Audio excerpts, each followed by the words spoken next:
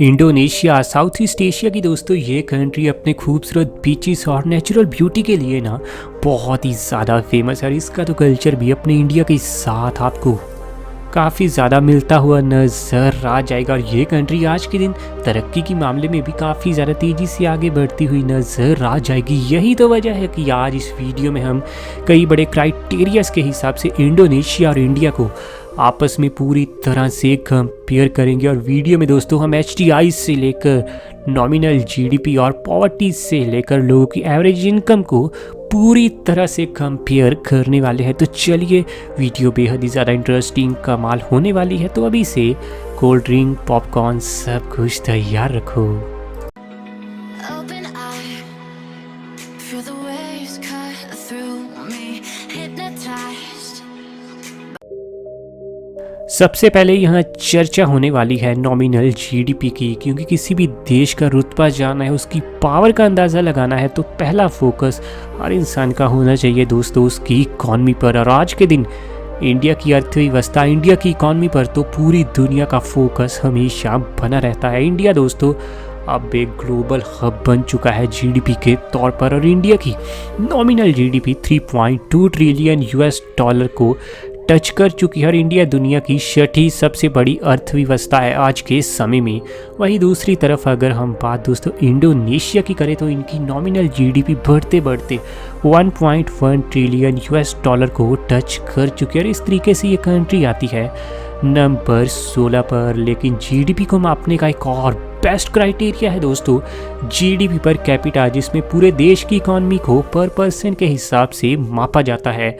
और latest reports के अनुसार आज के दिन इंडिया की GDP पर कैपिटा है 2390 US डॉलर। और इस मामले में इंडिया की रैंक वर्ल्ड लेवल पर निकलती है दोस्तों 160 नंबर की। हालांकि दूसरी तरफ अगर हम इंडोनेशिया देश की दोस्तों GDP पर कैपिटा देखें तो आंकड़ा 4225 US डॉलर का निकलता है। और इस तरीके से ये साउथ ईस्टर्न एशिया की शानदार कंट्री रैंक करती है वर्ल्ड लेवल पर 136 नंबर पर। चलिए आगे बढ़ते हुए बात करते हैं दोनों ही देशों की एरिया के बारे में। आज के दिन अपना देश दोस्तों इंडिया कुल मिलाकर 32,87,263 स्क्वायर किलोमीटर में फैला है। और इस तरीके से इंडिया दुनिया का 7वां सबसे ज़्यादा विशाल देश। और यहाँ की टोटल एरिया में आपको 9.6% हिस्सा तो सिर्फ पानी का ही देखने को मिल जाएगा। तो वहीं दूसरी तरफ इंडोनेशिया ये देश कुल मिलाकर 19,04,569 स्क्वायर किलोमीटर के एरिया में फैला है। और इस तरीके से ये दुनिया का 14वां सबसे ज़्यादा बड़ा देश। और यहाँ के टोटल एरिया में 4.85% तो दोस्तों हिस्सा है सिर्फ पानी का। बात आगे बढ़ते हुए थोड़ी अगर पॉपुलेशन की करें तो इंडिया की टोटल पॉपुलेशन 135 करोड़ को भी दोस्तों क्रॉस कर चुकी है। और आबादी के मामले में इंडिया चाइना के बाद दुनिया में आता है नंबर 2 पर। और इंडिया की पॉपुलेशन डेंसिटी है 414 लोग पर स्क्वायर किलोमीटर। और भीड़ भाड़ के मामले में इंडिया पूरी दुनिया में आता है नंबर 19 पर। वहीं दूसरी तरफ इंडोनेशिया, इनकी टोटल पॉपुलेशन 27 करोड़ और 22 लाख को क्रॉस कर चुकी है। और पॉपुलेशन के मामले में ये देश वर्ल्ड में आता है दोस्तों नंबर 4 पर। और इनकी पॉपुलेशन डेंसिटी है 141 लोग पर स्क्वायर किलोमीटर। और भीड़ भाड़ के मामले में ये देश वर्ल्ड में रैंक करता है नंबर 88 पर। चलिए दोस्तों आगे बढ़ते हुए बात करते हैं ज़रा HDI स्कोर के बारे में, जिससे लोगों का लाइफस्टाइल एक झटके में ही आपको समझ आ जाता है। क्योंकि HDI इंडेक्स को तैयार करने से पहले देखा जाता है लोगों के हाथ में कितना कैपिटल आता है, एजुकेशन लेवल उस देश का किस तरह का है, साथ ही हेल्थ केयर की सुविधाएं देखी जाती है और देखा जाता है लोग एवरेज तौर पर कितना समय जिंदा रहते हैं।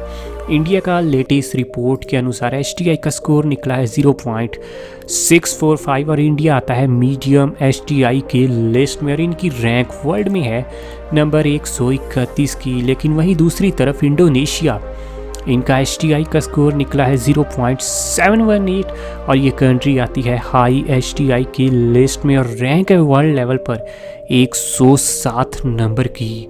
चलिए दोस्तों आगे बढ़ते अब सर हम चर्चा करने वाले हैं फर्टिलिटी रेट की। इंडिया का दोस्तों ताज़ा रिपोर्ट्स के अनुसार फर्टिलिटी रेट है 2.15 बर्थ पर वुमेन, यानी एक महिला इंडिया में तकरीबन 2 बच्चों को जन्म देती हुई नज़र आ जाएगी। लेकिन इंडोनेशिया का यही फर्टिलिटी का इंडेक्स स्कोर 2.29 बर्थ पर वुमेन का हो जाता है, यानी एक महिला आज भी इंडोनेशिया में 2 से तो ज़्यादा बच्चों को पैदा करती हुई नज़र आ ही जाएगी। और अगर एक नज़र हम लाइफ एक्सपेक्टेंसी पर डालें तो आज के दिन इंडियंस एवरेज तौर पर 70 साल तक आपको ज़िंदा रहते हुए नज़र आ जाएंगे। लेकिन वहीं दूसरी तरफ इंडोनेशिया का लाइफ एक्सपेक्टेंसी का स्कोर है 71.72 साल, यानी इंडोनेशिया में रहने वाला एक इंसान इंडिया में रहने वाले इंसान के मुकाबले 2 साल तक आपको ज़्यादा लाइफ काटता हुआ नज़र आ जाएगा।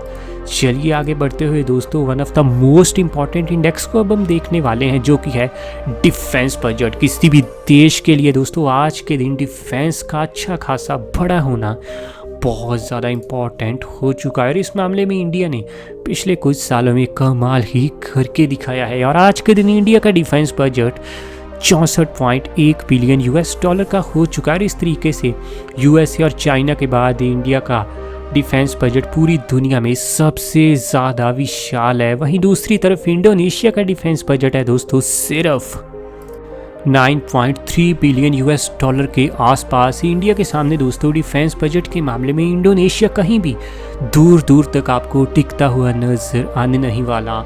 अगला दोस्तों मोस्ट इम्पॉर्टेंट जो क्राइटेरिया है दोनों ही देशों को मापने का वो है लिटरेसी, क्योंकि युवाओं को दोस्तों अच्छे से पढ़ाना और शिक्षित करना किसी भी देश के फ्यूचर को पूरी तरह से बता देता है। जहाँ के लोग, जहाँ के स्टूडेंट्स बहुत ही अच्छे से एजुकेटेड होंगे, वो देश आने वाले समय में तरक्की तो करेगा ही। और आज के दिन इंडिया का लिटरेसी रेट बढ़ते बढ़ते 80% को पार कर चुका है। बड़ी सिटीज़ में टियर 1 टियर 2 सिटीज़ में तो ये आंकड़ा 95 से 98% तक जा पहुँचा है। वहीं इंडोनेशिया का लिटरेसी रेट है 95.66% के आसपास, यानी हर 100 लोगों के पीछे इंडोनेशिया में आपको 95 से 96 लोग हाईली एजुकेटेड नज़र आ जाएंगे। बात अगर दोस्तों थोड़ी पॉवर्टी की करें तो आज के दिन ताज़ा रिपोर्ट्स के अनुसार इंडिया में पॉवर्टी रेटिंग है 20.22% के आसपास, यानी हर 100 लोगों के पीछे आपको इंडिया में तकरीबन 20 से 21 लोग पूरी तरह से गरीबी में रहकर ज़िंदगी जीते हुए नज़र आ जाएंगे। तो वहीं इंडोनेशिया का पॉवर्टी रेट है 9.78%, यानी हर 100 लोगों के पीछे तकरीबन 10 लोग आपको इंडोनेशिया में भी गरीबी में रहकर ज़िंदगी जीते हुए नज़र आ जाएंगे। चलिए दोस्तों अब थोड़ी चर्चा करते हैं एवरेज इनकम की, क्योंकि पैसा आपके पास अच्छा खासा होना किसी भी देश में बेहद ही ज़्यादा ज़रूरी हो जाता है। और आज के दिन रिपोर्ट्स के अनुसार एक इंडियन की एवरेज इनकम ईयरली है 4,80,000 रुपये से लेकर 6,50,000 रुपये। तो वहीं इंडोनेशिया में रहने वाला एक इंसान एवरेज तौर पर ईयरली 11,47,00,000 और 71,000 इंडोनेशियन रुपया, जो कि इंडिया में आकर बन जाते हैं तकरीबन 6,02,000 रुपये। असल में दोस्तों आपको इंडोनेशियन करेंसी में यह आंकड़ा इसलिए इतना ज़्यादा बड़ा लगा क्योंकि इंडोनेशिया की करेंसी इंडिया के सामने पूरी तरह से फीकी पड़ती है और इंडिया का 1 रुपया ही इंडोनेशिया में जाकर 192 रुपये तक होता हुआ आपको नज़र आ जाएगा। वैसे आपको दोस्तों क्या लगता है, क्या इंडोनेशिया तरक्की की राह पर आने वाले फ्यूचर में इंडिया के साथ बहुत ही तेज़ी से आगे बढ़ेगा, या फिर इंडिया के सामने इसका बिल्कुल भी कोई बोलबाला होने नहीं वाला? कमेंट सेक्शन में आप सब अपनी राय ज़रूर बताना। और ऐसी वीडियोस हमें तो आपके लिए डेली ही लानी है। चैनल आपका अपना है रॉक फैक्ट, अभी सब्सक्राइब कीजिए।